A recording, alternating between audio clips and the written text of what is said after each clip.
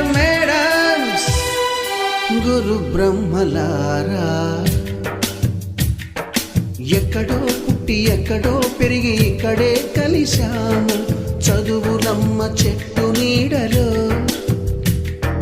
వీడలేమంటూ వీడుకోలంటూ వెళ్ళిపోతున్నాము చిలిపి తనకు చివరి మలుపు